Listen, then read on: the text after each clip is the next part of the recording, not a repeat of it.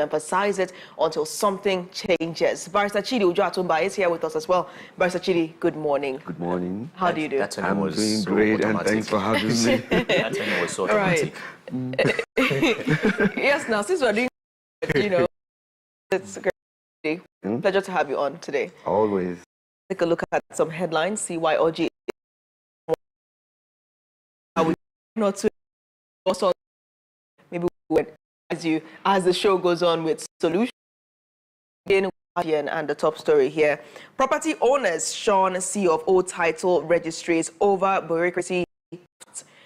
Japa doctors be incentivized to stay in Nigeria, says Obasanjo. Weak justice system frustrating 1.5 trillion naira recovery, judges told. INEC rejects PDP's NEC meeting notice without secretary's signature.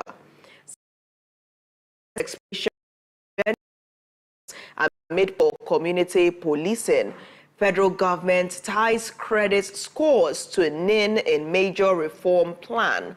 Will go after repentant bandits, that Renage says Katsina government. Yelwata Benue Assembly wants self-defense and law. It's 110 million pounds to peace security projects in ECOWAS. On Daily Trust, fresh trouble for PDP as INEC rejects NEC notice. On this day, Tinubu, INEC backbone of our democratic journey. Role key to public trust in government. Senate leadership joins presidential trip to Benue, says it is tired of killings. SGF assures people of Yelewata of federal government support. Obi thanks president for visiting state. CBN affirms strength of Nigerian banking sector, issues routine guidance for banks under forbearance. Banks shares dipped further.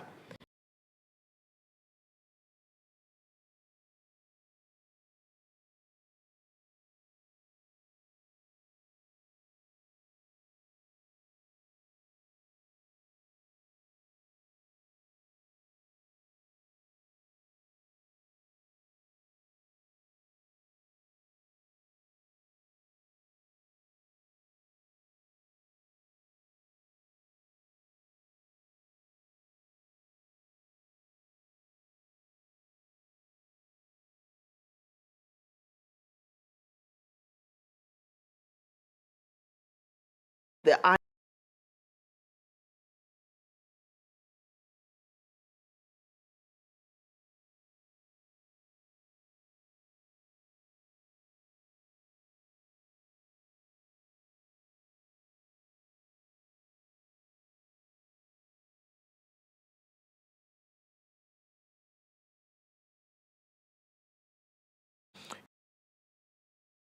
So, eight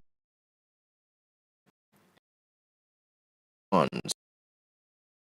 Yes, military force. RC Benue. Your agency denies confidence.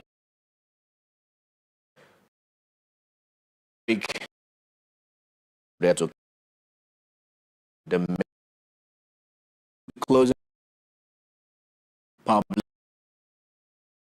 medical public force needs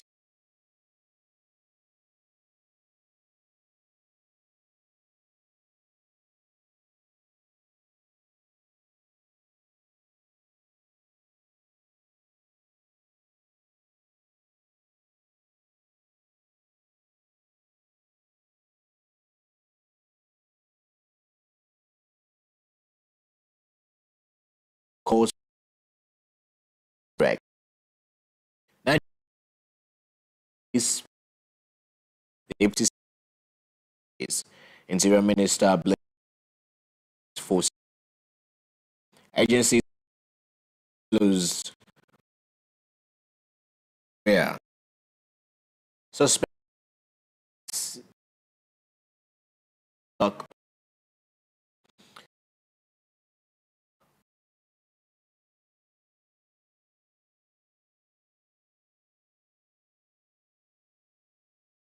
Red Ball 2025, yeah. PDP faces fresh blow as INEC disowns NEC meeting letter.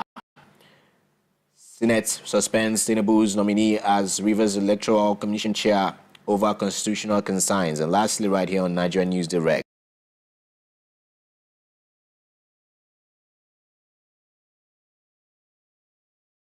Retiring civil servants. Lastly, Benue killings. Governor Alia rejects calls for self-defense. Tinubu's visit. Benue declares Wednesday work-free day. Condemns wave of hooliganism unleashed on Ganduje by ragtag thug loyal to EP at Gombe AP seasonal meeting. The men's there. Israel, Iran war. Trump demands Iran's unconditional surrender, threatens Ayatollah. Obebelo moves against headsman attack as he sets up security boundary committees. Pastor Adefarasin turns himself into police. I beg your pardon. That's the last one right there. All right, Oji, where do we begin? Okay. Well, let's start from Benue State because apparently that's what's on the front burner. It's happening in Benue. And about Sonsoka's own too. Yeah. But our president is heading there today. It's work-free day, it's a holiday. And my question is, to what end? So if the president visits Benue, everything that happens in Benue has been happening for years now would cease. Admonition. Oji, your guess is as good as mine because, you know, like you rightly pointed out, it has been happening. Okay, not just in Benue. And in other parts of the country, it has really, really been happening. And I wonder what leaders of this country think that if this incessant bloodletting is not put to check, what will be the future of Nigeria? What will be the future of Nigeria? Can one ethnic group or one part of this country say that they have ownership of the whole country and that they can kill at will and no one will be prosecuted and the government will not do anything about it? So it's really, really worrisome. I was reading the preparing visit of Mr. President to Benue State this morning and I was really, really bothered. I was really, really bothered because the might, the time, the resources that's the most that is being put in place to receive the governor. It's as though he's coming to celebrate the death of these 200 people. Yes, yeah. The president celebrate the death and the bloodletting of these 200 persons. Because the Constitution makes it crystal clear that he is the commander-in-chief of the armed forces. And have you taken your time to listen to Mr. President's campaign rhetorics? Okay, how he will recruit 500 million youths. Remember, what will they eat? Àgbàdo and corn and at the end of the day, remember, this military is for President Tinubu. Yes, security and all that. Everything is from everything is from there. Yeah. Security is central to Nigeria. It's not something that a state, you know, make calls and police men and military men can be deployed at his own beck and call. We are, look, let me tell you this. I'm reading around, okay, and I've been trying to see how this visit will bring a lasting change, and I don't see. I definitely don't see.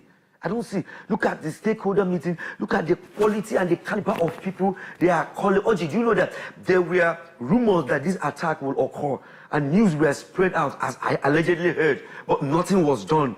Absolutely nothing was done. And that goes to pointing the finger at the military. That goes to pointing the finger at the police. Let me tell you, when something of this magnitude goes unchecked for a very long time, like we're seeing in Jos, like we're seeing in Benue and the other part of the country, the allegation, it thickens the allegation that the military is having a hand in this, that the police is having a hand in this. I don't know how many people will die in Nigeria before the communities will rise and learn how to defend themselves. I totally disagree with the governor of Benue State with his call for not to defend yourself. This is a senseless call. It's a senseless call. It's one of the most senseless call I've ever heard. Let me tell you one thing. The law. He was elected. Him, the commander, it made him the person who protects lives and properties in Benue State position. Let him resign. He should, in all intent and purposes, let the governor of Benue State respectfully tender his resignation letter. Did you see what the members of the House vetoed? They said that the governor have failed them, the deputy governor have failed them, and the 32 members of the Benue State House of Assembly have totally, failed the people. They have failed the masses, because this is what I call a senseless killing. There's nothing you can tell me to placate the embittered spirit of families who are bereaved and who are going through. The only thing you can do is to, if the president wants a stakeholder meeting, look at all the things that he does. None of this will solve the problem. The only thing you can do is, I am going to arrest each and every one of the Fulani terrorists that had a hand in this killing. That's what Mr. President should do. Even if he doesn't mean going to Benue State. If Mr. President can sanction the law enforcement in this country within 48 hours to go after behind this and bring them to book, I think it will go a long way to give us confidence. All this cabinet meeting, what do they call it? They say they're going to have a meeting. What do you mean? The rhetoric is even making me to be sad. They say it's a farmer-herder clash. It's not a farmer-herder clash. It's ethnic cleansing. It's a premeditated ethnic cleansing. The news is all over the world. I am not the first to say it. Go and read in the internet. This is they mention your state. There are 4 states they are targeting. And the government of this country is purely aware of this. How do I know? Those who are named as terrorists, those who were named as sponsors of terrorists, what did the federal government do with the list? What did the federal government do with the list? Look at the amount of money. The governor of Benue State is actually celebrating. Last night, Bush is here as preparing to celebrate the death of 200 men. When they have all the arsenal, they have all the wherewithal to protect this from happening. All right. And since it has happened, what have they done? Okay, it's great that you mentioned the wherewithal to stop this from happening, and it's great that you mentioned the clearing of the bushes. Yes. Now, we also have to look at the major headline on the Daily Global, and I like how the editors phrased this. Benue killings, Governor Aliyah rejects calls for self-defense. The governor of Benue State is instead calling for community policing to be empowered in the state. Now, the only way community policing can be empowered is if these vigilantes have the resources to protect themselves and protect the people as well, most importantly, from these attacks. So somehow you see his mind tilting more towards state police, because the only way the state can empower those local vigilantes is through, state policing. Because we cannot expect the governor of a state to have full autonomy over what a federal policing system does. What I do have a problem with when it comes to this Benue incident is the fact that they're declaring Wednesday work-free. I think they're basically making things a lot worse, trivializing things, yes, by making it appear as if it's some kind of huge... It's even if it's almost as if my house has been burnt down.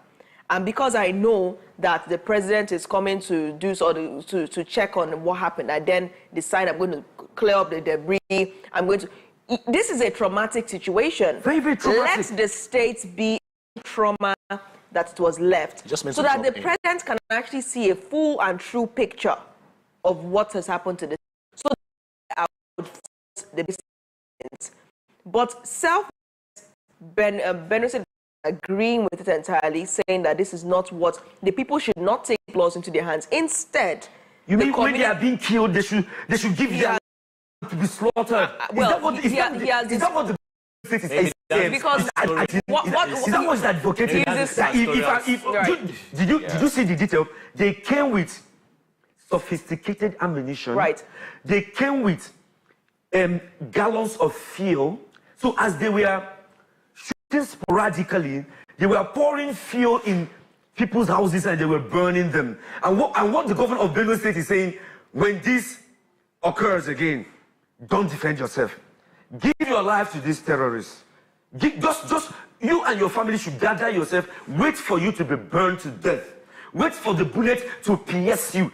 Men died, women died, people died, old people died. This is what we call political irresponsibility at its height. highest peak. But do you know? I am ashamed of the governor of Benue State. And I'm so ashamed of him. That's a very great personal opinion. Now, you look at this case of self-defense, and what the governor is saying is that this could be an emotional response. And the thing about emotional responses is we don't really think long-term. If I decide to shout down Afia TV, I decide to go and, because I'm angry, I decide to go and slam the door and it breaks. I'm not thinking of whether I'll be fired or not because I'm emotional, because I'm throwing a tantrum, I'm sad. So taking it back to Benue, if people start to kill others, have we considered that they could reprisals? Have we considered that one man can kill one Benue State indigene, or one Benue State indigene might kill one of the attackers, and 100 more would come back? The family, the extended family, the extended family. So it can actually, and then this is happening in one house, 50 households start to stab every terrorist, as they've been described by the state governor, that they see. Are we going to unleash havoc on ourselves? This is not the because scenario. of it? But that is the scenario. Because, it's not the scenario. What you will have is, the people, while you're saying that people should defend themselves, which I totally understand. I mean, someone will at me, I'll sit and there you're looking at him. But then you're also not considering other people who may just be angered by visuals. Let's draw the line. No, let me complete my statement. There's a thin line here. It's great I mentioned a thin line because that's what it is. Because you have people who genuinely would defend themselves and be angered by what has happened, and they would kill every terrorist, as they've been described, that they see. So human behavior is very unpredictable. In as much as self-defense is the way to go, nobody will sit there and be stabbed or decapitated. But then what happens when it's out of hand? What happens when it can be controlled? What happens when there are reprisals? Like I say, there's a thin line here. I perceive to be the perpetrators of this injustice and self-defense. You can't take self-defense away even from animal. Right. Not to talk of human beings. You can take, even when you're trying to kill your chicken, it struggles. It's called self-defense. You can't take it away from people. Get my points clearly. Yes. I have a problem with this call, You defend yourself. There's a problem, defend yourself. There's a problem with this call, but how Natalie. do you manage? Because let's see it from this perspective. Right. The people that are coming to kill you, they don't reason like you. Desperate situation calls for desperate measures. That is what. Now listen with the rapt attention. Now let me tell you something. If the governor had said that let everybody take up whatever is within their reach to defend their life and their families and their properties at the event of attack.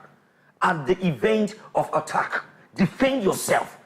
If your house is being brought down, if guns are being at you as a community, as a family, do whatever it is, whether it's legal or illegal, to defend yourself. That one is one. Secondly, don't go for reprisal. We are into this matter. Mr. President is coming. There will be stakeholders meeting, this and there will be that. You can't leave families defenseless. You can't use your utterances and narrative to leave families defenseless. That's what I say. There's a thin line between being aggressive against those who you perceive to be the perpetrators of this act and knowing that look, let me tell you this. If you come after me and my family, you don't even know what I have inside my house. I will defend myself. I won't die like a chicken. It's great. Defend myself. It's that. Yeah, defend yourself. What you're saying, as a family, as a people, what you're saying, defend yourself. I'm not calling for a reprisal. They know. Let me tell you, every governor has a governor's vote. Okay. So what the governor of Benue State is saying does not make any sense. You don't have to wait for state police. No way you can wait for state police, which will require a whole lot of bureaucratic bottleneck and legislation for it to be passed into law and all the rest of them. Let's leave that, okay? With your security votes every month, you can put a state apparatus, combination of community dwellers, combination of hunters, combination of civil defense and all the rest of them. You can put in check, you understand? A system that can enable you, even if you not bring the level of force that these terrorists come with to match them on the event of attack, you will develop intelligence. Sachidi, you will develop intelligence. Can I come in there? Can I make my point? And stop it. Sachidi, we have to. All right. You are very correct.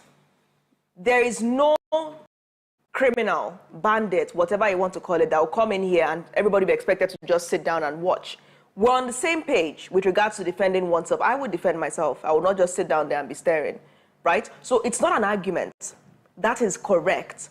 But what I'm saying is, if even the vigilantes do not have the correct equipment, the weapons that they need to fight off these bandits, and even the so-called police may not even have the sophisticated ammunition that these bandits have, how then the average resident that is not even being empowered by anybody? What I'm saying is, these people are being begged to be described as terrorists because of the because of the sophistication of their weapons. If people start to throw themselves, what I'm saying is, if they come in, definitely you should put yourself, but you can't control human behavior when it gets out of hand. And we will be the same people that will convene here again and say that there are relentless killings across the country because everybody will start to kill, because killing would no longer be seen as an offense. You're a lawyer. I can decide that I'm angered by the over 200 people that were killed, and once I see one individual that I feel is associated with that ethnicity, I would go for him.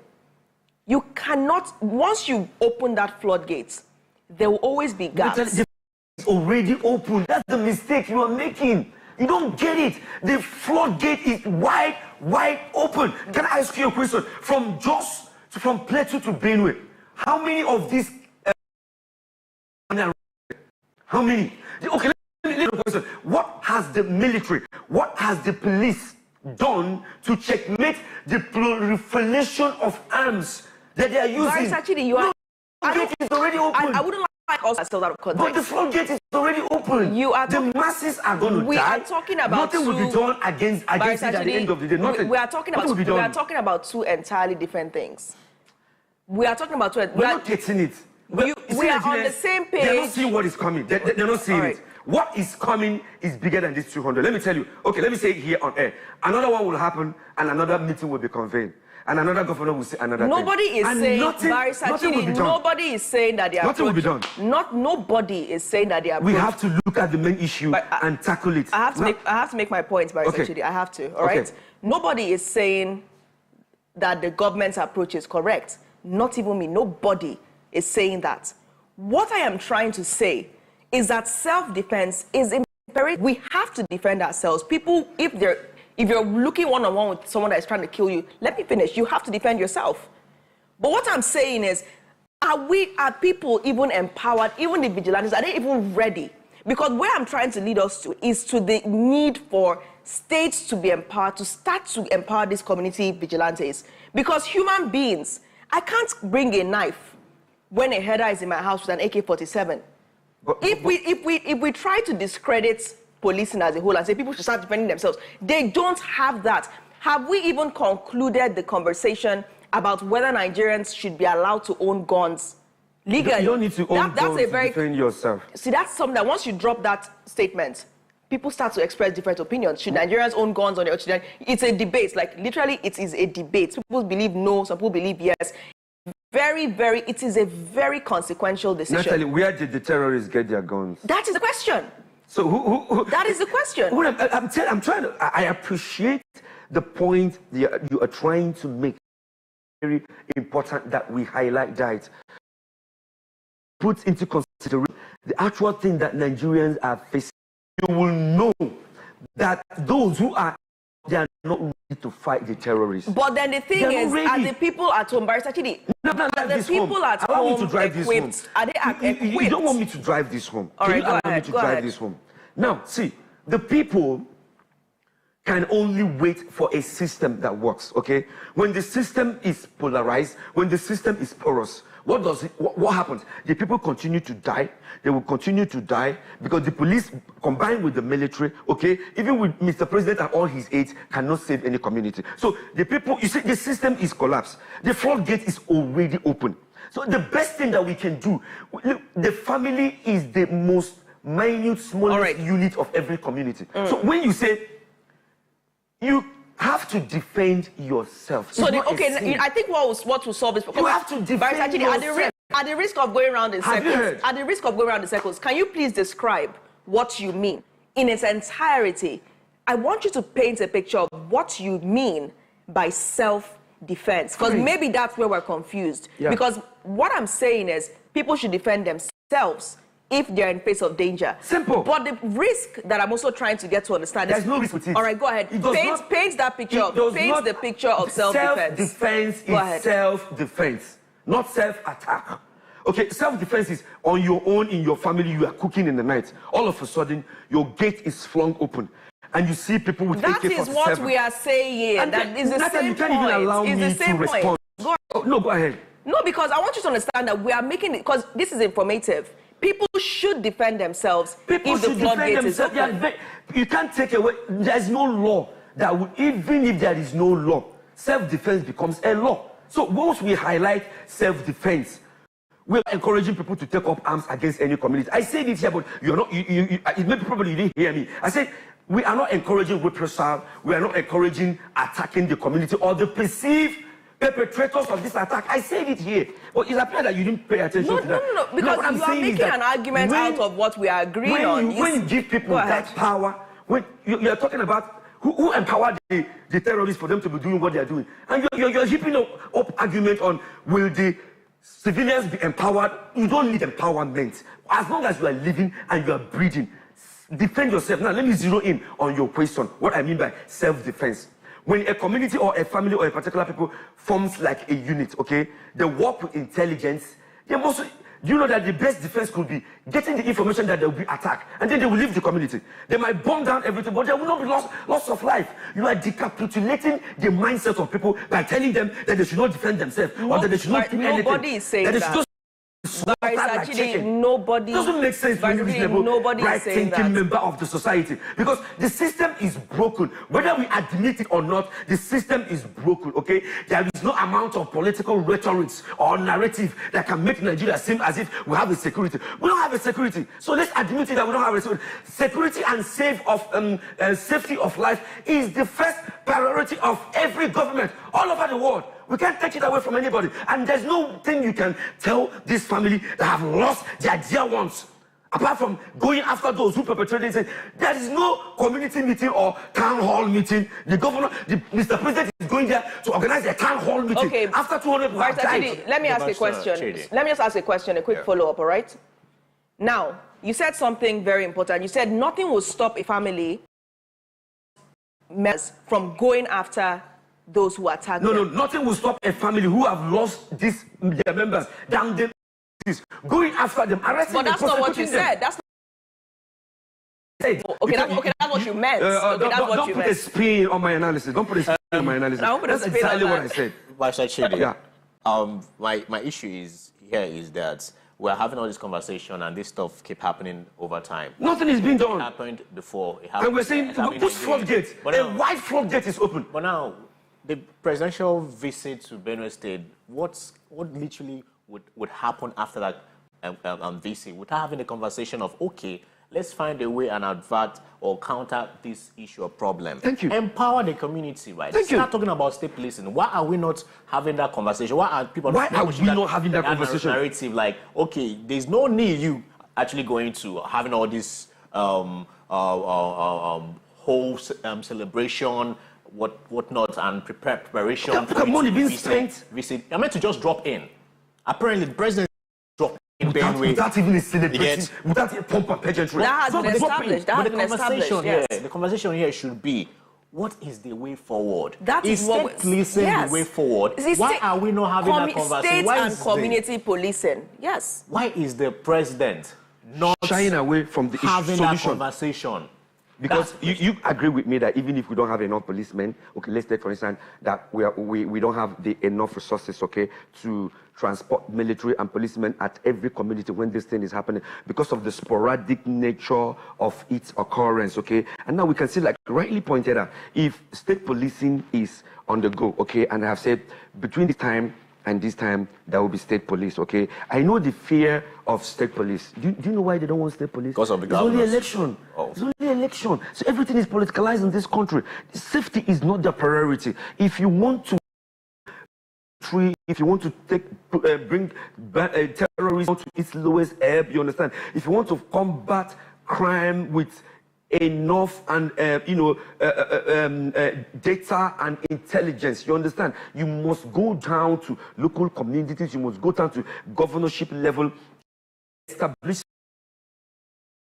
from you are here and they can't come and recruit you. State police has to be organic, okay? Has to start with hunters and people who are take up those. Has to be, giving. It's an organic movement that local community. You cannot do it without intelligence. Why are we complaining Nigerian police? You are from Taraba and you're a policeman in Enugu. You don't even know the new crime. You don't even know anywhere. When a policeman from Enugu is recruited from Agba, once he's pursuing a criminal and he tends to take a dangerous route, he will equally take routes to catch him because he knows the terrain. That's what we're saying. To its locals, they say any movement. You understand? Make a you cannot protect people from Abuja. You cannot protect people from Asu. Look at what happened. Even if there's a direct call to Mr. President at the event of this thing, and someone who saw terrorism and doing this thing, and you quickly a call to Tinubu, Abuja, and Benue said, what would Tinubu do at that moment? It doesn't make sense to me. So we have to go back to this discussion of states. We have to discussion of hunters and using community people to actually generate intelligence, protect the people at its minimum. Do you know that? Okay, look at what's happening in Israel. Why are they not recording much casual? They knew they were going to be even they all the structures out. You said like I like that you mentioned that as well. So who provides the intelligence? Intelligence organic data. The community can provide, and then what to do with it. Like if you go, this actually the people who will work with the local to die in town. There's a new movement. It's something around for investigation. The moment you have seen that, at the moment you see that car plate number, at the moment you see that looks suspicious, intelligence has begun. If you report it, investigation will. So the state police would likely communicate. Intelligence is generated, and there is. You don't need the federal to wait in. They will act immediately because once intelligence is generated, a propensity of a crime committed. You don't have. That's why proactivity is important. So the state at its level, right, swings action. Okay. Stop everything that is about to happen. We're talking about intelligence. Yeah. Mm-hmm. State police would likely communicate such intelligence to whom? You don't get it. No. Is it a community vigilante? No. Or is it the people? No. Ask me some first. Who generates the intelligence? And I give you instances where the community can generate it, and the police, when we have state police, can also generate. If the intelligence has already been generated and is in the coffers of the police, who else do you want to transmit it to? You act on the intelligence you have. Either you cause an investigation upon that intelligence, or you cause an no. So why would you transmit it to another person? Definitely the state police will go ahead and do everything. Fine. Arrests to be done, actions to be done. But would they likely communicate it directly to the indigents or to the community vigilante? I am not asked to state police. That's how the architecture now Why works. I'm asking this question is because at the risk of sounding ambiguous, we have to understand how the state police would actually benefit the community. For instance, if the community vigilante is empowered with resources to protect the people, the state police, which everybody's advocating for, President Bola Tinubu yesterday said that the whole security structure in Nigeria has to be overhauled. The president is finally accepting the need for a state police. So why I'm asking you this is not an argument. I'm just simply trying to find out the line of communication that you are referring to. Because if this is approved and it's happening, the state police would likely talk to the community vigilante that's already empowered. Those vigilantes would likely now educate the indigents about imminent threats. So what I'm trying to make you understand is that no one is saying people should not defend themselves. and maybe you're assuming that's what I'm saying, people should. But also important for us to look at the need for community police to be empowered. And the only way community police can be empowered is if state police is actually approved. It's not true. All right, help me understand. Not community police is not something you have to wait for state. I wanted to ask you a question while you were talking, but I didn't want to interject. Do you think the federal government would empower all the community vigilantes across Nigeria? Community police is...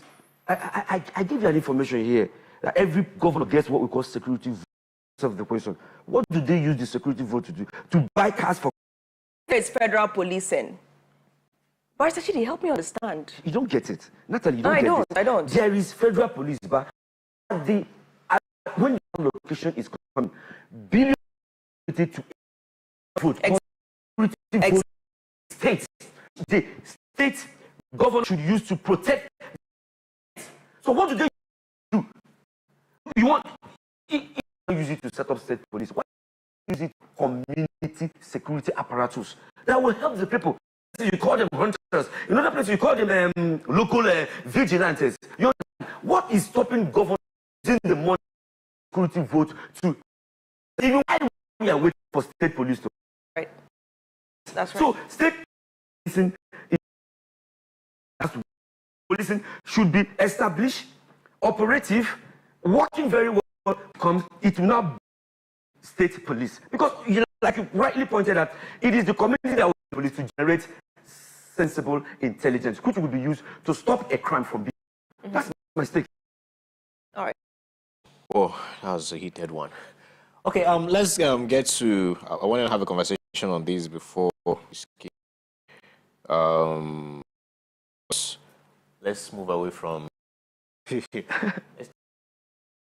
issue with INEC and the PDP and NEC, and them calling out for a NEC meeting and the body rejecting that. There's no secretary signing off on that.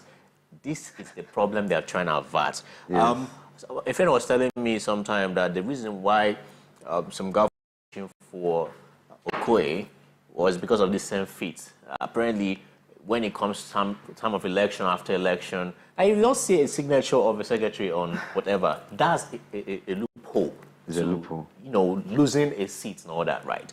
And now, Wike's man, Ayaon, is the one still affirmed, and also the body cancelling the NEC meeting, stating that there's no secretary's signature.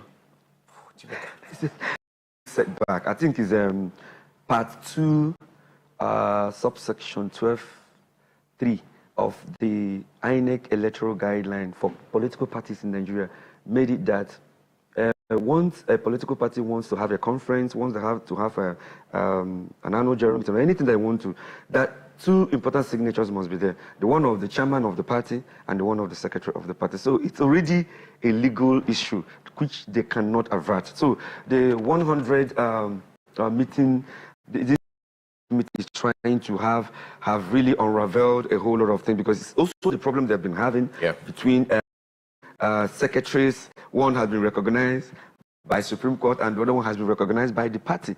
So I think with that meeting will not hold, because anything you do in that meeting, guideline for them.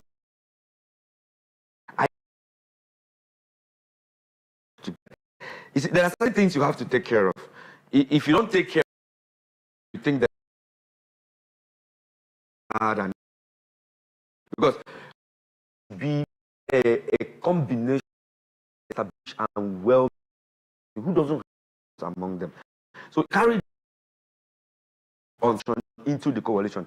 I believe that at the end of it will still reflect, because to make them not to garner all the resources that they need to be a force to reckon with in that coalition. So right now, as hands, that meeting will not hold. And I think the worrisome part is that Wike and Makinde, they have to go back and see how they can really, solve the issue. I think last 2 weeks, Mr. President was openly wooing Wike to join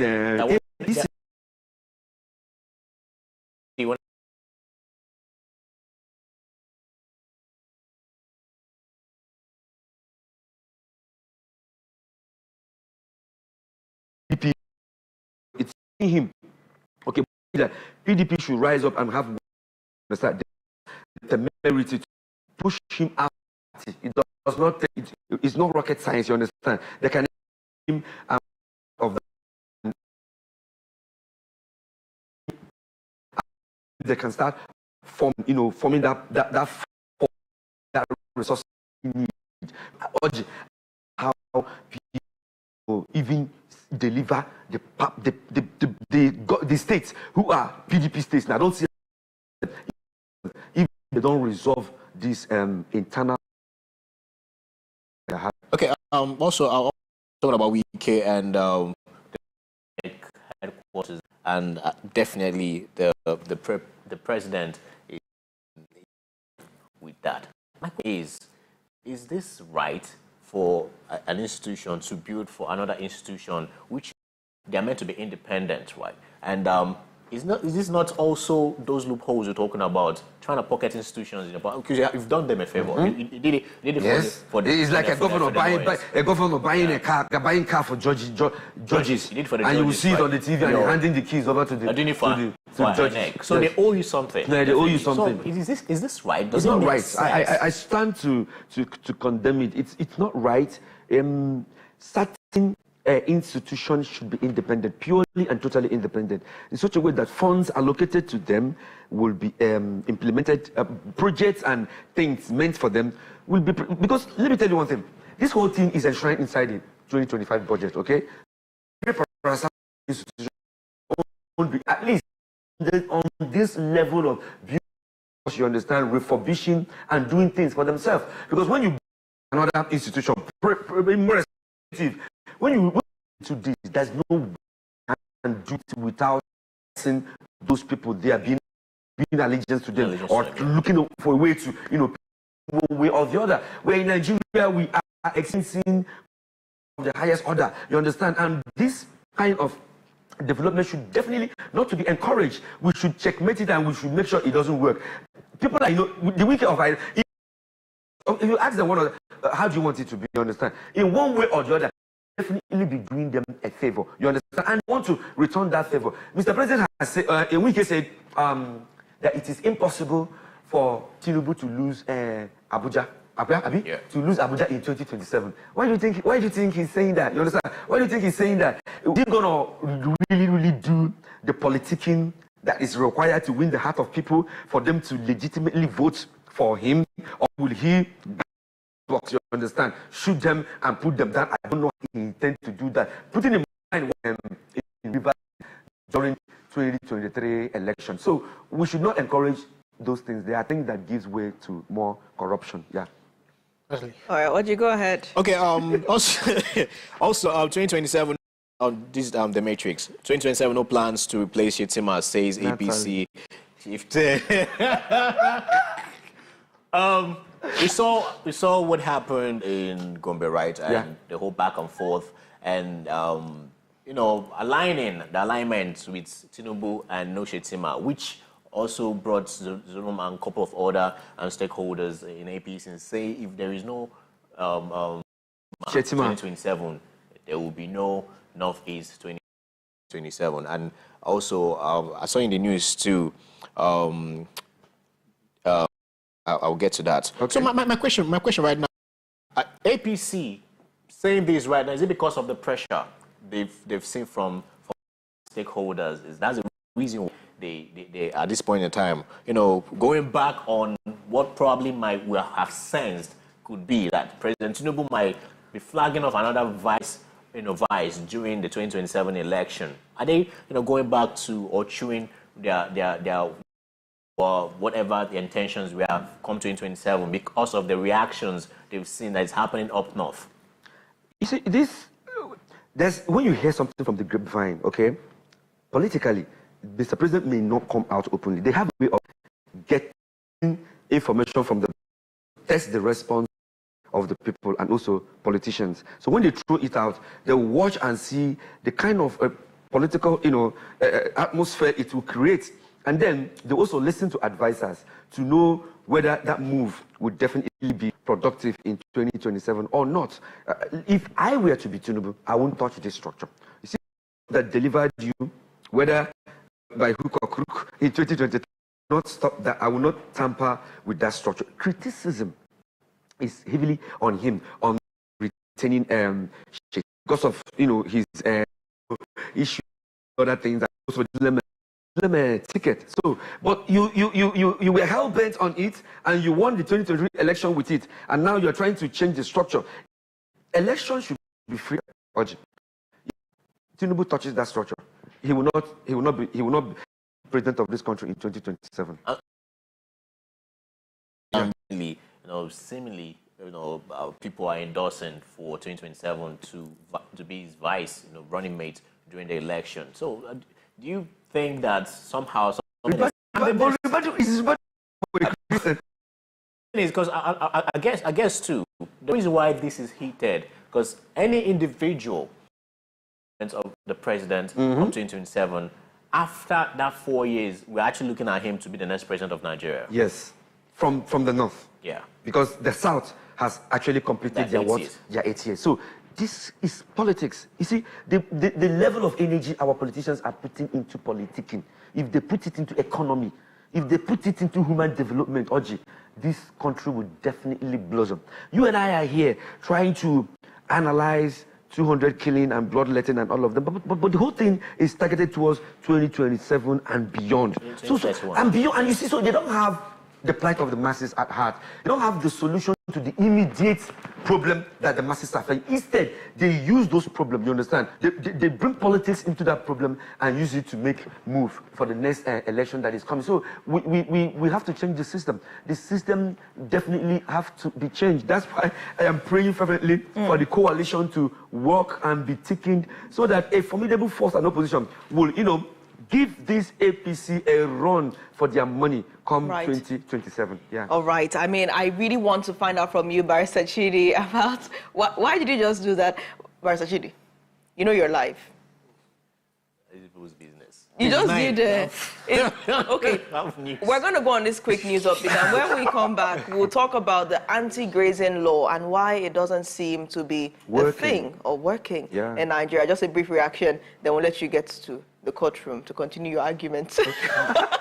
All right, the morning show returns in just seconds. Do stay tuned.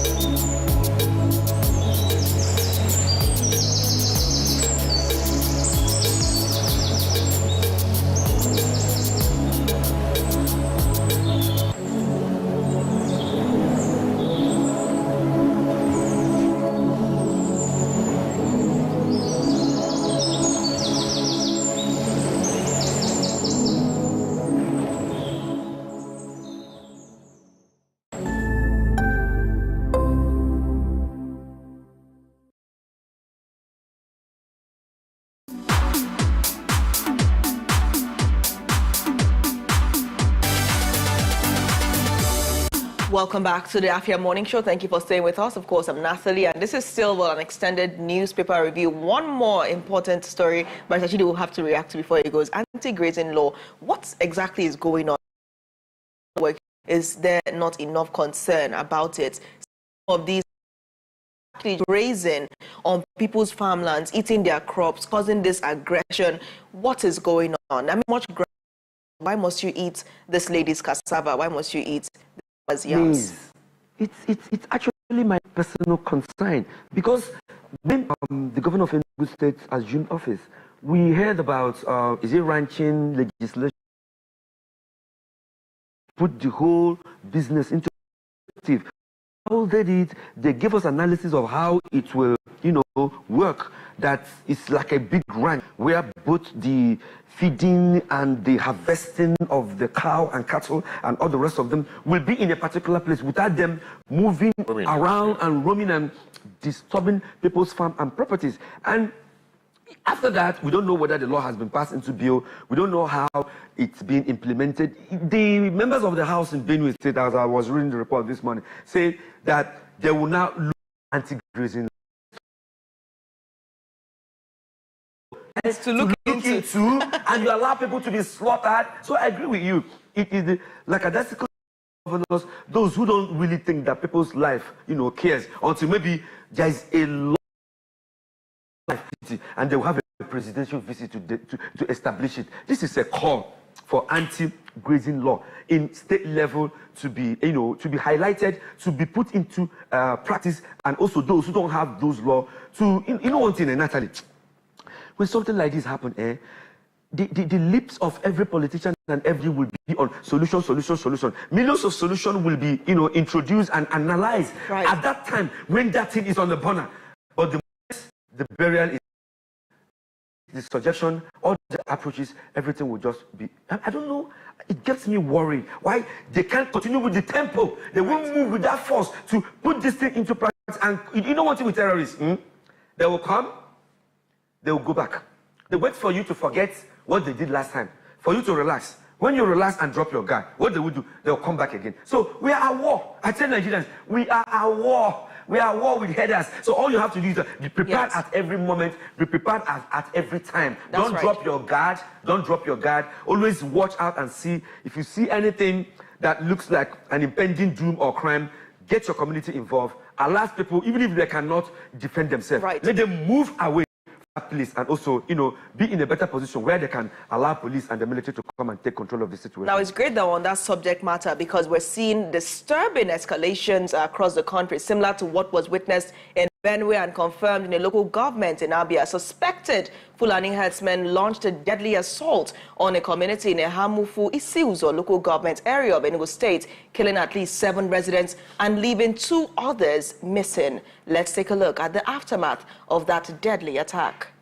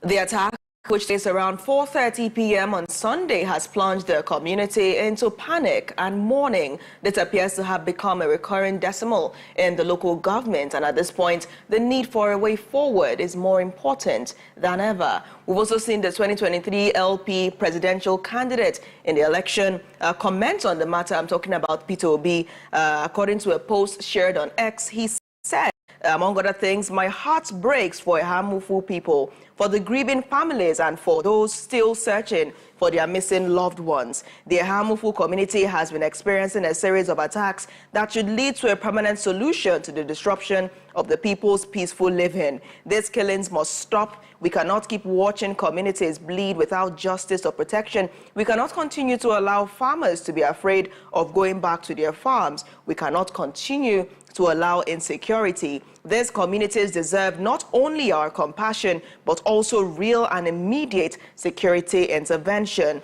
To the people of Ehamufu, you are not alone. I offer my heartfelt condolences to your community, and I pray that the souls of the departed rest in peace. May peace and security return to your land. Signed by PO, standing for Peter Obi. Barrister Chidi, we have been talking about herdsmen attacks.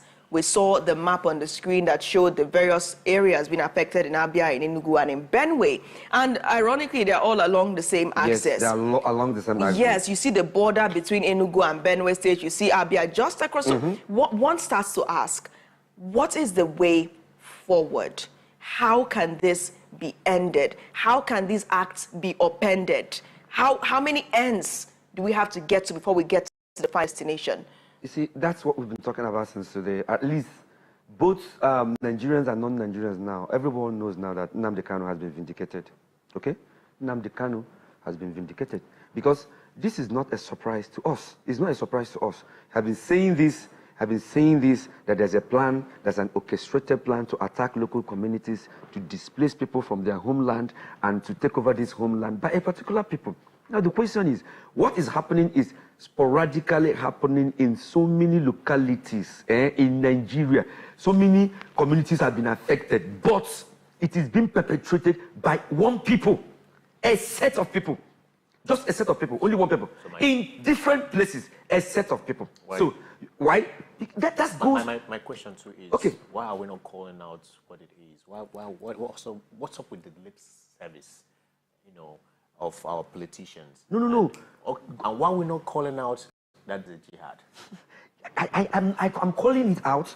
I'm not afraid to call it out. You understand? I'm from Imo State. I know I've lost people during the time of, you know, IPOB issue and how youths were slaughtered and all the rest of them.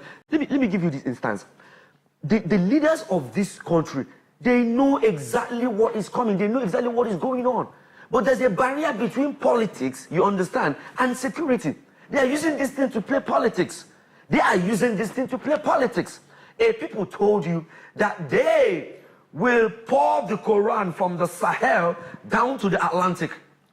That they will take over the entire communities and areas of this country. And they say, no, it's a political statement. No, it's a, what do you call it? This. And every day, you can see the video, every day, what they said and what they allege that they will do, they are gradually doing it. They are doing it, and nobody wants to call a spade a spade. We are so afraid to call them Fulani terrorists. We are so afraid to even look at the people that are killing us and, you know, say that you are the one doing this. Look at the newspaper this morning. The Mr. President cannot even call them Fulani terrorists. He said it's a header-farmer clash. What is header-farmer clash? This is the kind of narrative that emboldens these men to know that, yes, these men... Okay, have you heard? Go and listen. Go to Twitter and X and listen to some allegations of the people from Benue State. They are saying that it was a certain set of the military that provided intelligence for them to be able to do what they did. Yes.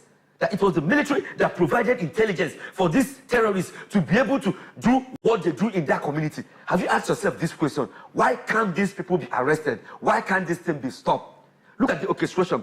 You rightly pointed out the axis, how they are moving. What is the solution? We go back to the drawing table. The solution is community policing.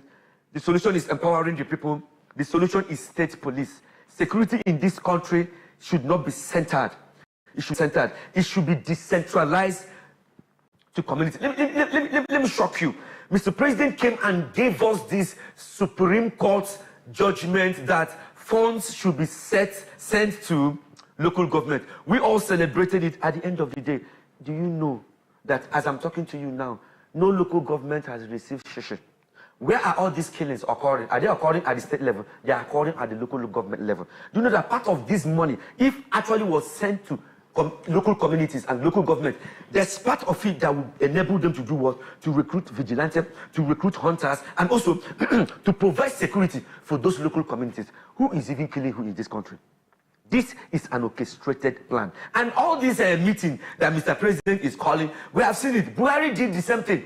Buhari, who opened up the floodgate of Nigeria for all his brothers all over the world to come inside this country, he did the same thing. He was having a cabinet meeting, discussing with Senate, and all at the end of the day, urging, nothing will come out of this. Me and you and Natalie and Nnamdi will still come back here and talk about the next killing if nothing is done. I am not praying for it. My heart goes out to the community who have lost their dear ones. But like I am saying, there must be a lasting solution. And that lasting solution is what?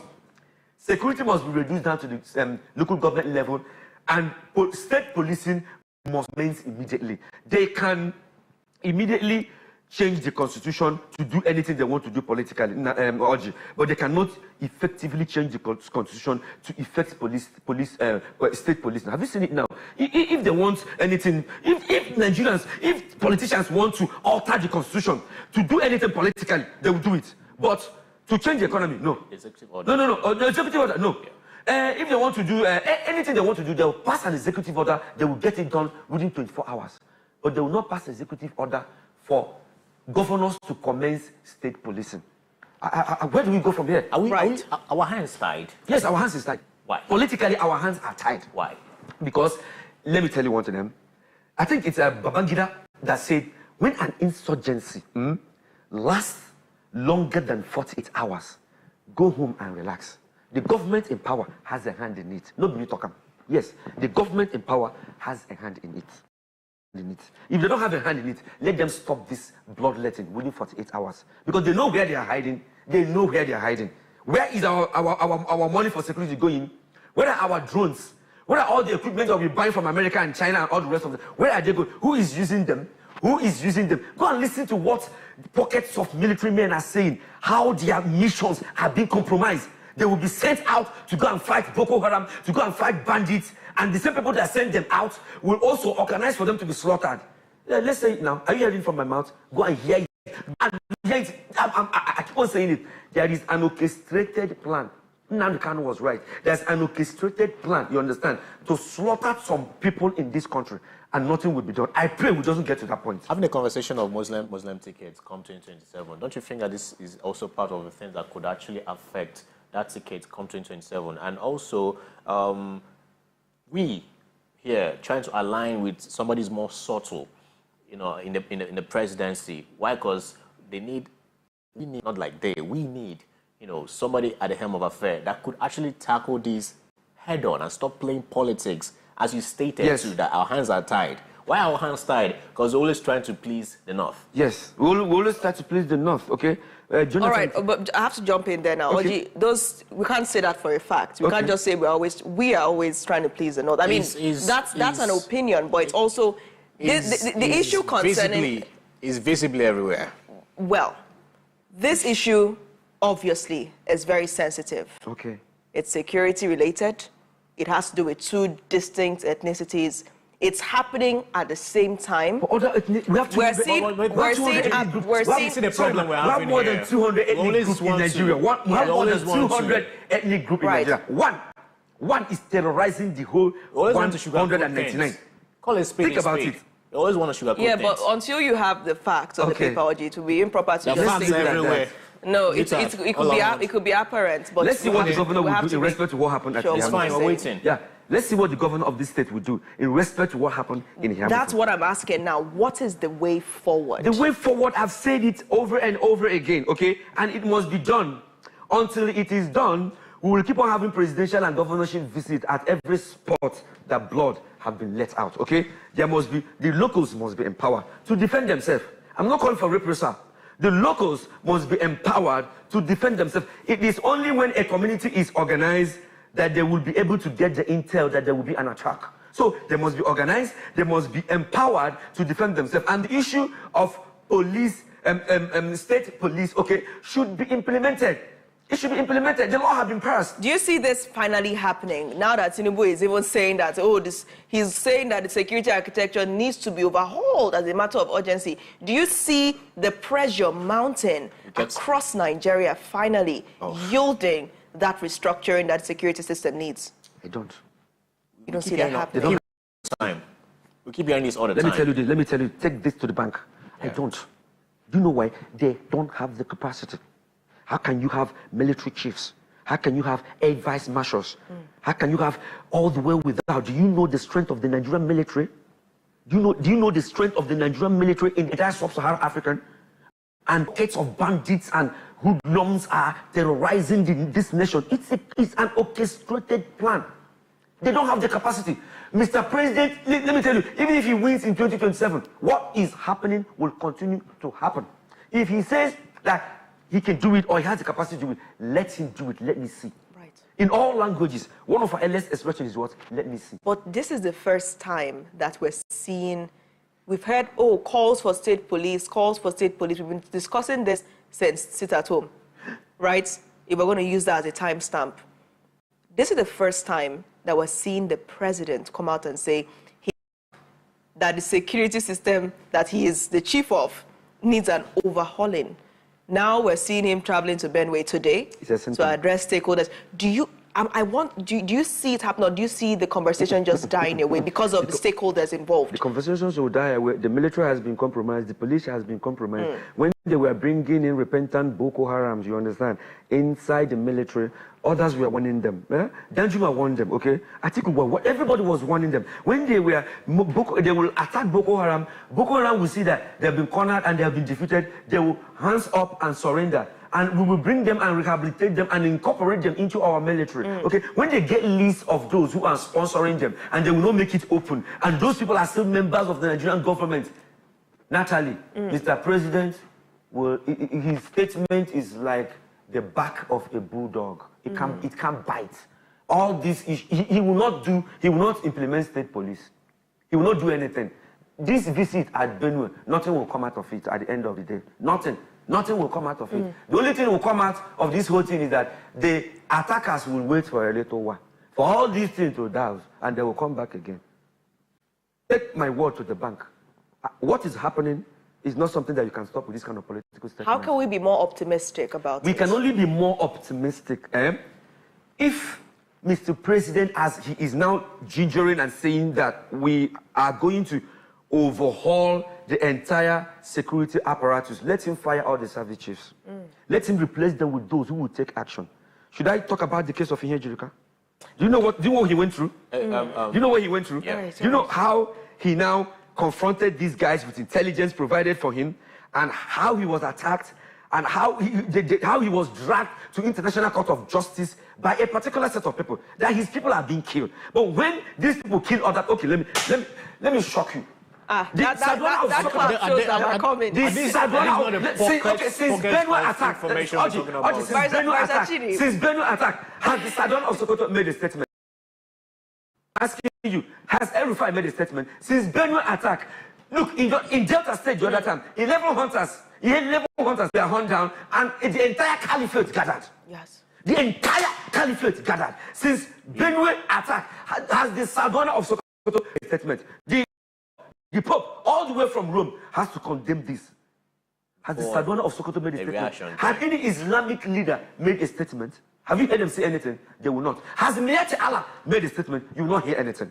But just wait until mistakenly a Fulani man is knocked out. And we say that we don't know where all these things are coming from. We say that we don't know where all these things are coming from. So I'm still asking this question. As we are watching these things unfold, would this affect President Tinubu's 2027 Muslim ticket? It will not. Oh, sorry. It will not. Let me tell you, until electoral reforms are made and until INEC is overhauled, you understand, you will not have a free and a fair election in 2027, okay? In 2027, he was not the president of this country, okay? It was another person was the president. In 2023, Tinubu was not the president of this country. It was Buhari that was the president who had, it was a Muslim and a Christian ticket, okay? Now, he said that he will be a Muslim ticket. And he came with the Muslim ticket. And everything was, the whole system was rigged. And he got into power. And now that he is the president, you think the constitution concerns him? You think he wants to uphold the constitution? You think he doesn't care? It doesn't concern him. He just wants to do what he wants to do, okay? He can bring a Muslim from any part of the north, and they can run the election. Whether they win or whether they don't win, they will still ask you to go to court at the end of the day. What will you do? I'm painting the reality. Anyone who thinks that the only thing that will save this nation is electoral reform and a formidable coalition. Electoral reform and formidable coalition. That is what would dislodge the jog of APC. You understand? Because when the vote will be counted at the end of the day, they will not have the winning votes. Let's see how the Supreme Court will now declare APC president a winner when they don't have the number. Because politics and election is all about what number. So I am not backing down. You understand? I am not getting tired. I'm encouraging this coalition to continue, and I'm encouraging those who have now started telling Mr. President that electoral reform is paramount. Let's achieve electoral reform, okay? We know what the little electoral reform that was done, we know what it gave us, you understand, in the 2023 election. So when we calculate the vote at the end of the day with a very formidable coalition, and looking at, because he will definitely switch vice president at the end of the day, and when he does that, it will not give him the Northeast like it gave him the Northeast in 2023. There will definitely be a crack, okay? And we are watching it. If we can dislodge them and take over power from them, we can now hope to see a new Nigeria. Minus that, we are all back in this place. All right, and there's nothing we can do. Thank you so much for Barrister Chidi for providing this extended edition. It was super extended. But it will continue. I mean, of course, on subsequent bulletins, we'll continue to talk about the security challenges. Yes, continue. Never say die. No, never say we shall get to the end of this tunnel. We will. Yes. Thank you, Barrister Chidi, for joining the show today. Yeah. I mean, at the time of this broadcast, we're yet to receive an official statement from the Enugu State government. But of course, once we do lay hands on that, you'll be the first to know about it. We'll go on a quick break now. When the Morning Show returns, we delve into what we can learn from the collapsed Artisan Bridge that has now been completed. We'll have a special guest joining us to give us some hindsight and perhaps some foresight as we go ahead. Do stay tuned.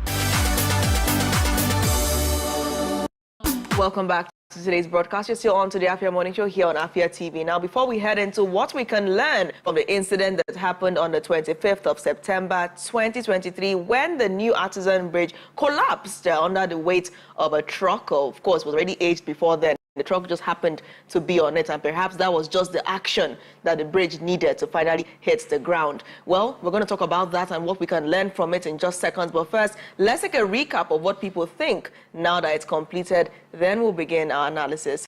Take a look.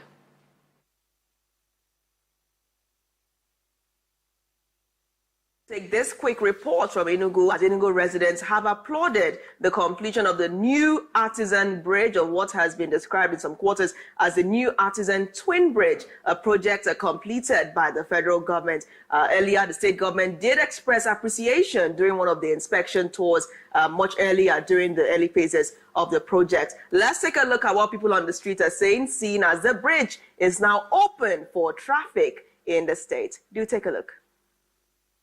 The New Artisan Bridge, a vital route connecting various parts of Enugu, has been fully reconstructed. Originally built in the 1970s, the bridge tragically collapsed on September 25, 2023, with the cause linked to factors such as age. The Ministry of Works revealed this during an inspection that followed its collapse. Nobody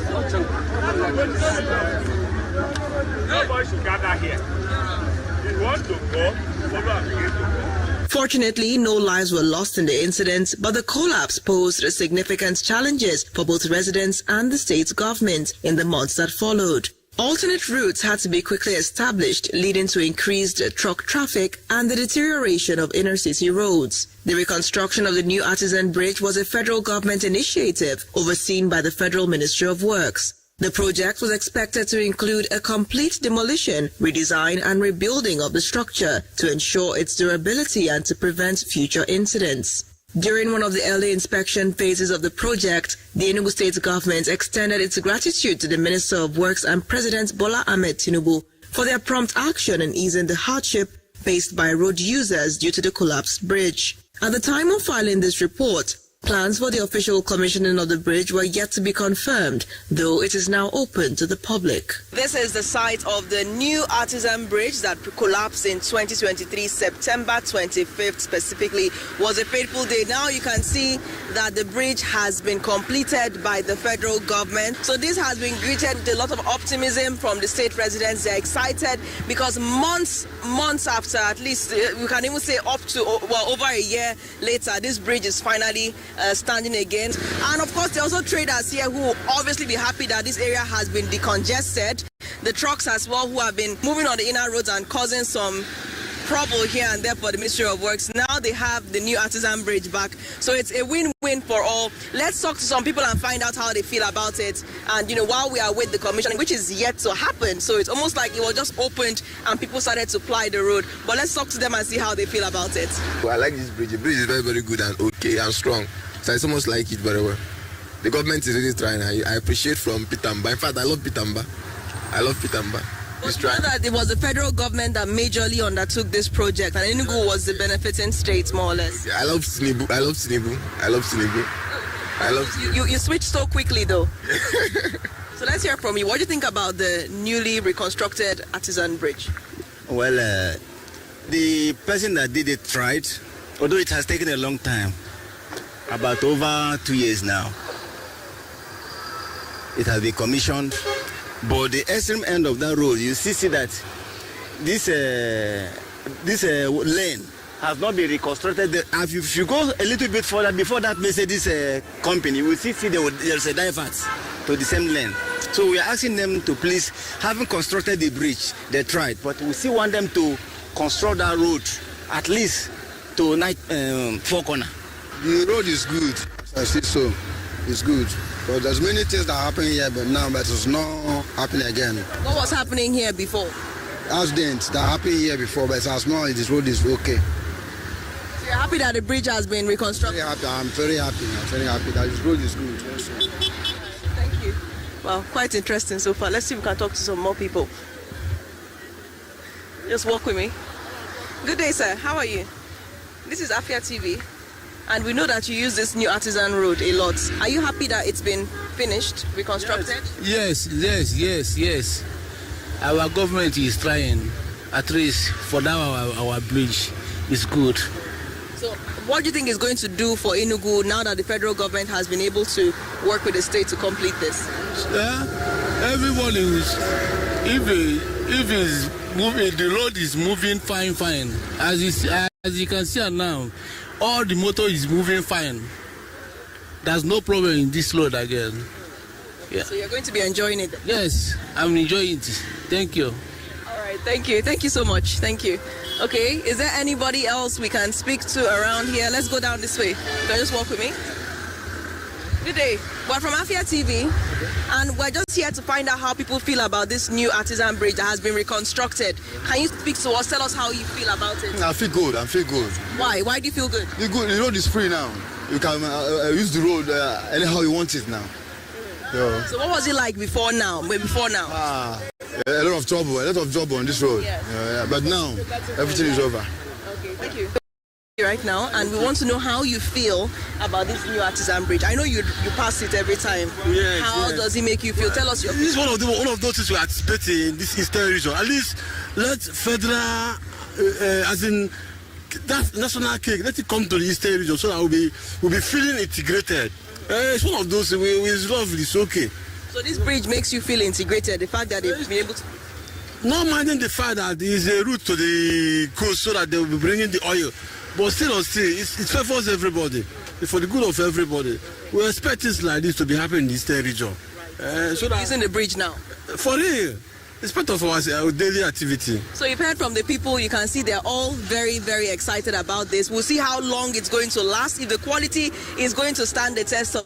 All right, of course, there you have it from the site of the new artisan bridge that is now standing, but many people are still raising concerns, saying that the bridge is not completed yet, that trees should be planted, that some more work needs to be done before it can be said to be completed. Joining us now is public affairs analyst, Chief Kenneth Agu, to assess this development and perhaps, like we said, provide some hindsight and foresight. Chief Kenneth, pleasure to have you on. Yeah, good Looking sporty this morning. Back. Good morning. Welcome back. That's a great one. All right, so how do you feel seeing the new artisan bridge standing again after over 1 year of rehabilitation? It's a good development. We have been expecting it because it has really put so much pressure in the flow of traffic in town. And we have to commend the state government, how they were swift in making an alternative bridge over there and diverting traffic that was into the town and taking care of the security too, because there will have been chaos inside, because that is a gateway to the east. That express, Port Harcourt Express, is a gateway to the east. So it's a very important road, and it will have been finished in a long, since they're supposed not to have taken so much length of time like this to finish just a bridge. Just imagine. So we still thank God that they have finished it and it's now working and everything is now better. So I believe that people might be skeptical about the strength of material or the strength of the bridge, because it has to be considered the amount of load it carries and it's supposed to carry has to be put into consideration, and they have to project the increase of traffic within time or within a year, so that, because the bridge is a gateway, it has to be carrying so much load. And sometimes you have to also consider the steady load it carries. When there is a hold-up or there is too much traffic, some of those big lorries, fully loaded, can be on the bridge for some time. And if you don't consider the load, steady load the bridge is supposed to carry, the type of stress it's supposed to carry, that is when you have issues, especially when it is actually being used in a festive period when there is too much traffic and too much stress on the bridge. Definitely. Do you have an issue with the time frame of this, completion of this bridge? Because it took us almost 2 years. I guess 2 years back. To the federal government, though not. I don't know if we had shovels, but we're all in government. We're all government, by the way. So, do you have a problem with the time frame of this bridge being completed, and also our government paying attention to key problems Like this bridge, you know, it gives access, as you said. You know, you can't move into Enugu without applying this bridge. You can't move Enugu without applying this bridge. And it took this. No, it depends on priority, you know, and many factors will be the cost of the delays and stuff, maybe release of funds. But I know if it was the state government handling this project, you see the speed they used to finish their project. It would have been in 3 months, 4 months, you know. Considering the economic importance of the bridge, it's supposed to have been done in a short period, because the unavailability of that bridge made so much things difficult. Movement in roads. Because the big trucks that lying inside the town. There were accidents, you know, there were accidents because when you channel all those big trucks, transporters, because Abuja, Lokoja, everywhere is just this road. If you're going to want to go like Ebonyi, some part of Ebonyi, or in Abia, you have to Port Harcourt, Bayelsa. This is the only road you have to apply. Considering the economic importance and how important it is, you know, in the movement, you know, in the country, it's supposed to have been given a more priority concern and consideration and finished in time. Like if it is in more developed countries, you can see that such bridge can be fixed within 1 month. Because they already casted things out. It's just to come and fix it and put plug it up. All right, some people have used this opportunity to also call out the Trans-Ekulu Bridge. They said that the Trans-Ekulu Bridge is in need of urgent rehabilitation, reconstruction. Have you applied the Trans-Ekulu Bridge before? I'm sure you have. Yes, truly, that Trans-Ekulu needs to be assessed. It's as old as that Ababa Bridge that broke sometime. If you remember, that Ababa Bridge, it broke down sometime, and it was rebuilt promptly by the state government. So now, that Trans-Ekulu is a very good condition because it's flowed. See, there's hold up there. And when that bridge was being constructed, they didn't anticipate such traffic that we are envisaging now. So they should either reinforce it or reassess it, you know. So people are also raising concerns about the landscaping around the bridge. We talked about some people saying that this bridge is not completed, that within and around the bridge still look a little bit bare. They want to see grass, they want to see landscaping work done. Do you join those people to advocate for that? Well, it's good to have aesthetic values in our highways. It's good. But what I'm actually looking at, finishing of bridges, they need to do stone pitching. They have to check the flood coming over there, so that it will not be washing away some part of the bridge. They have to do stone pitching along those waterways before the bridge and after the bridge, so that when there is flood, there will be a very easy runoff. It wouldn't be causing like an erosion before the bridge, because if there's an erosion coming from the flood, you know, or land shifted, it will affect the bridge. The bridge might be very strong, but if there's something happening before the bridge, immediately there will be pressure on it. So they have to do something like stone pitching, or plant some trees or some herbs that will be holding as sand from shifting. Or, you know, there's some type of plants you can introduce there that will help the soil to be solid. Exactly. Yeah. Okay. Go ahead, Oji. Okay, don't you think those things are put into consideration, or apparently they will still, do these stone pitching and planting plants around the bridge just to avert erosion and all that? Yeah, you can plant, but not just on top of the bridge, but just on the waterways, because there's some plants you introduce there. The roots will be a danger to the bridge. For some plants, the roots can be dangerous to structures. So you have to consider where you are actually introducing those plants. Yes. Fortunately, it was just one truck and some other vehicles around the axis which were, of course, affected. expected when it collapsed 2023. It could have been worse. There could have been hawkers, other pedestrians. There could have been families in vehicles. It could have been worse than Goyama tragedy if that bridge was really in heavy demand. Maybe there was traffic. All those cars could have cascaded into that gully. Right. So I'm asking now, what does this paint? What picture does this paint for other federal government infrastructures scattered across Nigeria? What does it say? Because this is just one. But don't you think we'll be blind if we don't see that this is just a sign? They say that when a house is about to fall apart, you start to see little things, cracks breaking down. Once you don't patch those cracks, it's a symbol, it's almost poetic that things are falling apart. Of course. So what does it say about other structures? You know, we don't have so much good maintenance culture. Because there were reports too about the Third Mainland Bridge, you know, falling apart, or vandals.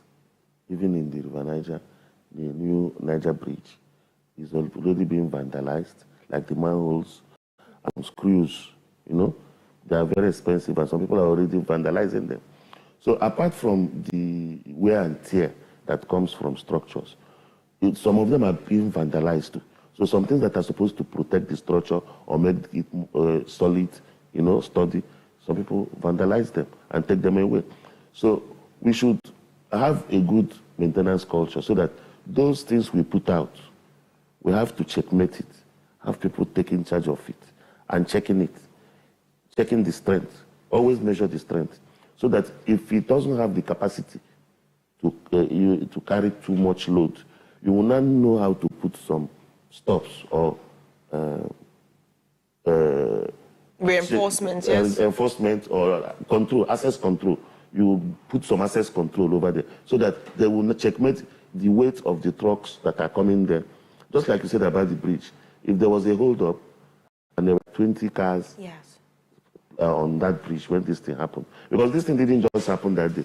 It's just the last straw. That was the final straw that broke the camel's back. So So talk about one abutment joints that actually had fallen off at the edge. It would have been worse, or it would have just collapsed on its own. Because this thing has been chopping, it has been wearing out over time. But because there is no steady checks, if the Federal Ministry of Works, the Minister of Works will delegate people, not even FEMA, the Ministry of Works have to. FEMA is to repair. But people should be supervising, checking all those structures of bridges, you know, rail lines, to make sure that they are strong, and they still have integrity. Because if you don't check them over time, it's a security risk, and it can cause accident or mayhem. Mayhem and death tolls could actually rise. But I mean, it's great that we talked about it, and we hope that this stands the test of time, that it's actually a quality project, and we see what kind of message this passes to the authorities in terms of maintenance culture in Nigeria. Thank you so much for joining us today. Thank you very much, sir. All right, the morning show returns in just seconds as we round up with, well, a shocking story about a 5-month-old baby that was reportedly snatched on Ogui Road in Enugu. Family members are crying out, asking residents to please reach out if they see any sign of the baby. This is adding to the recurring decimals of babies being snatched across Nigeria, all in line of with this kidnapping, child trafficking saga we're seeing nationwide. We'll talk about it when we return. Stay tuned.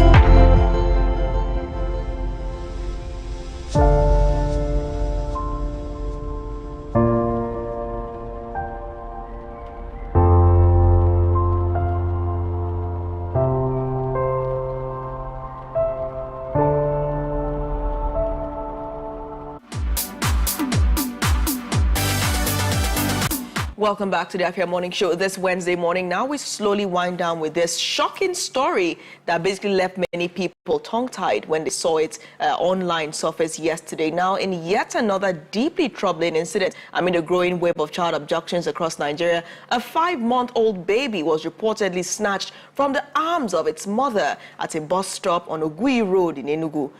The abduction was allegedly carried out by unidentified men operating in a tricycle, and at the time of this story, the child remains missing. Now, family members are calling for anyone who has seen any sign of this baby, name yet to be disclosed, to reach out and help them find their baby. That's all we know about this right now. Facts are still very much unclear about it. We're yet to receive a formal statement from the Enugu State Police Command, but yes, definitely in the course of the day or course of the week, we'll get you more details on that. Right now, the baby is still missing. That's what's important. You can see the baby on screen, totally helpless, grabbed, snatched from his mother's arms on Ogui Road by tricyclists. Oji, how do you feel about it? Very disheartening developments. Very disheartening, like just with your baby and someone snatch your baby. And I don't understand people. Man. Please, let's find a way.